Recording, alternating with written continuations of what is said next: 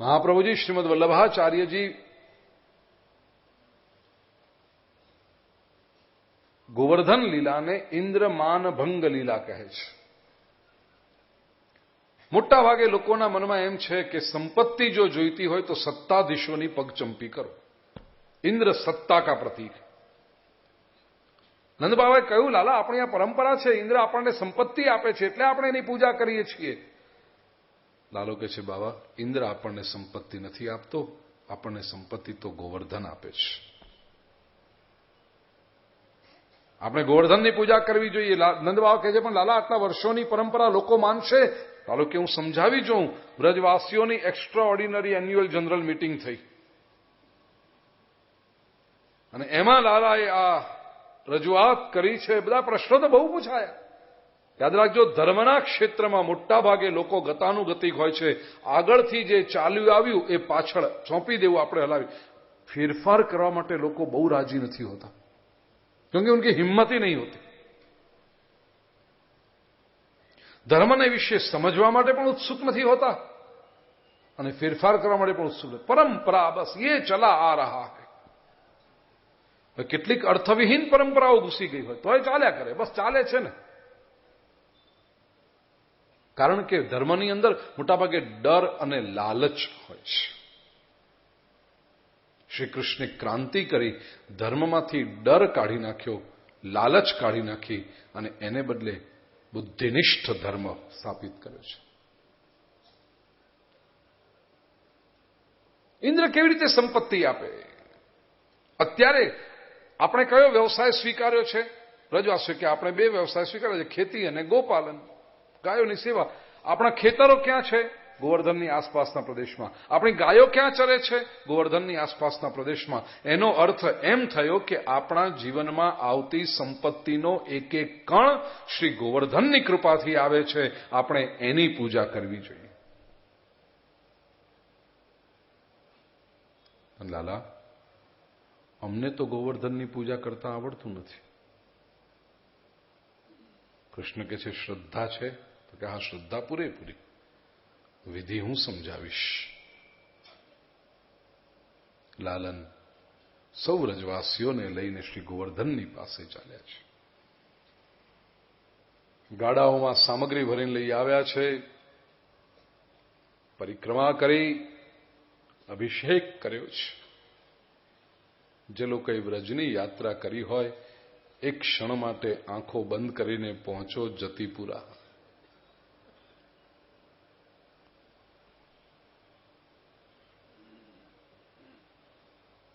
રજવાસીઓ દીરખી રહ્યા છે. લાલા, આ શું કહે છે? આ મારા શ્રી ગોવર્ધનજીનું મુખારવિંદ છે.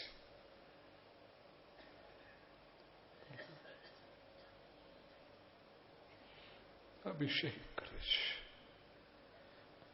લાલા, અમને તો કેવળ પથ્થર દેખાય છે. અરે ધીરજ રાખો.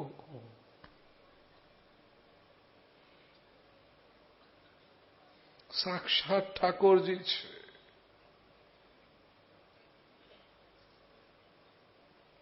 અભિષેક થયો.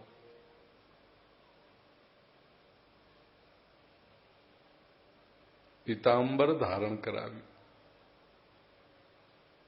હા લાલા, હવે અમને ચરણ કમળના દર્શન થાય છે.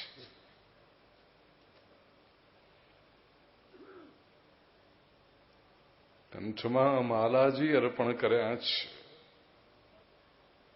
હા લાલા, હવે તો અમને ભુજાઓના પણ દર્શન થાય છે. કંકણ ધારણ કરાવ્યા,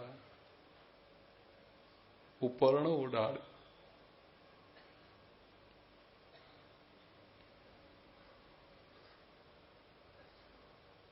પાઘ અર્પણ કરી. લાલા, અમને આછું આછું આમ લાગે છે જાણે શ્રીમુખ જેવો આકાર હોય ને. લાલો કે આ આકાર નથી, આ સગુણ સાકારનો સાક્ષાત્કાર છે. નેત્ર પધરાવ્યા છે. લાલા, લાલા, મને તો એમ લાગે છે કે આ તારા ગોવર્ધનનાથ મારી સામે જ નિરખી રહ્યા છે. બીજી બાજુ ઉભેલો વ્રજવાસી કે છે, લાલા, મને એમ લાગે છે કે શ્રી गोवर्धननाथ મને दृष्टि આપે છે. तीसरी ओर खड़ा हुआ कोई ब्रजवासी और उसकी पत्नी गोपी दोनों कहते हैं, लालन, ये गोवर्धननाथ तो हमारी ओर कृपा दृष्टि कर रहे हैं. લાલાએ કહ્યું, આજ તો મારા ગોવર્ધનનાથની કરુણા છે. જે કોઈ એની પાસે આવે એ દરેકની ઉપર કૃપા દ્રષ્ટિ કરે છે.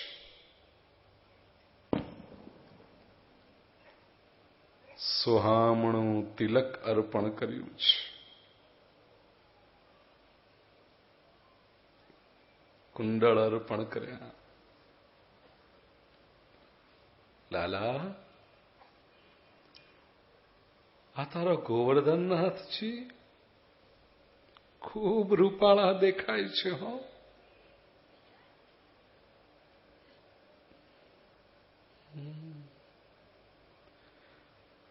સામગ્રીઓ પધરાવી છે, અન્નકૂટ સજાવ્યો.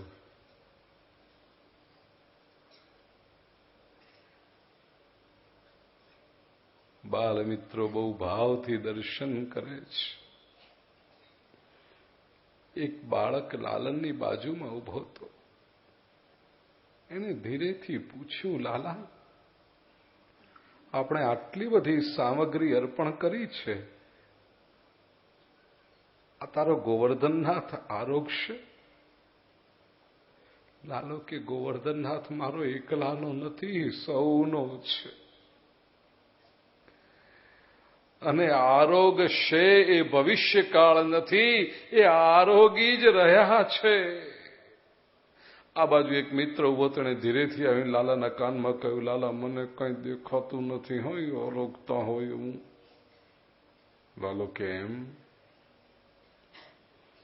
એક સ્વરૂપે પ્રભુએ શ્રી ગોવર્ધનમાં પ્રવેશ કર્યો છે. શૈલોસ્મીતિ બ્રુવન ભૂરી બલિમાદદ બૃહદ વપુઃ. शैलोस्मी, मैं ही गोवर्धन हूं, ऐसा कह के प्रभु ने श्री गोवर्धन में प्रवेश किया. एक स्वरूप से श्री ठाकुर जी सामग्री आरोग रहे हैं और दूजे बाल स्वरूप से सखाओं को कहते हैं, देखो देखो श्री गोवर्धन सामग्री आरोग रहे हैं. बोलिए श्री गोवर्धन नाथ की जय. ગોવર્ધનની પૂજા થઈ, ઇન્દ્રની પૂજા ન થઈ. ઇન્દ્ર વરસાદ લઈને આવ્યો, મુશળધાર સાંભેલા ધાર વરસાદ વ્રજની ઉપર. વ્રજવાસીઓ સૌ ભેગા થઈને કનૈયા પાસે પહોંચ્યા. લાલા, આટલો વરસાદ અમે કોઈ દિવસ જોયો નથી. આ જો વરસશે તો આપણા ખેતરો, ઘર બાર, ગાય વાછરડા, બાળકો બધું જ તણાઈ જશે. આપણી રક્ષા કોણ કરશે લાલન? શ્રી કૃષ્ણ કહે છે, ગોવર્ધન આપણી રક્ષા કરશે. શ્રી ગિરિરાજની તળેટીમાં આવી સાક્ષાત દંડવત પ્રણામ કરતા કહ્યું છે, હે ગિરિરાજ, અમે આપના સેવકો, આ એક બહુ મોટી સમસ્યા અમારા પર આવી પડી છે. આપ જો અમારી રક્ષા નહીં કરો તો બીજું કોણ કરશે? એમ કહી ઉભા થતી વખતે પ્રભુએ એક હાથથી શ્રી ગિરિરાજને ધારણ કર્યા છે. બોલીએ શ્રી ગિરિરાજ ધણી જય. સૌ વ્રજવાસીઓ ગિરિરાજની છત્રછાયામાં આવી ગયા છે. બધા વ્રજવાસીઓએ પોતાની લાકડીઓના ટેકાને એવું આપેલું. પ્રથમ દિવસ, દ્વિતીય દિવસ, તૃતીય દિવસ, ચતુર્થ દિવસ, 6 દિવસ વીત્યા. બહાર મુશળધાર વરસાદ, ભીતર જળનું એક ટીપું પણ આવતું નથી. વ્રજવાસીઓને હવે શ્રદ્ધા બેઠી. લાલન આપણને સાચવી રહ્યો છે. લાગણી જન્મી. એક વ્રજવાસીએ કહ્યું, લાલા, 6 દિવસથી તું એક હાથ પર ગોવર્ધન ધારણ કરીને ઉભો છે. તને જો કદાચ થાક લાગ્યો હોય, તારે વિશ્રામ લેવો હોય, હાથ બદલવો હોય તો બધું કરી લે. અમે મારી લાકડીના ટેકા રાખ્યા છે. શ્રી કૃષ્ણ કહે છે, હું જો મારો હાથ લઈ લઈશ તો તો તમારી લાકડીના ટેકા ક્યાં સુધી ચાલશે?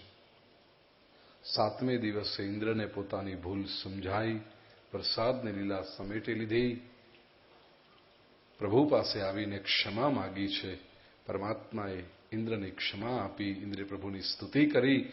સૌ વ્રજવાસીઓ બહાર નીકળ્યા. પરમાત્માએ ગિરિરાજને યથાસ્થાને સ્થાપિત કર્યા છે. બહાર નીકળેલા સૌ ગોપજનોએ કનૈયાને ખભા પર ઊંચકી નાચતા નાચતા જય જયકાર કર્યો છે. બોલીએ શ્રી ગિરિરાજ ધરણ કી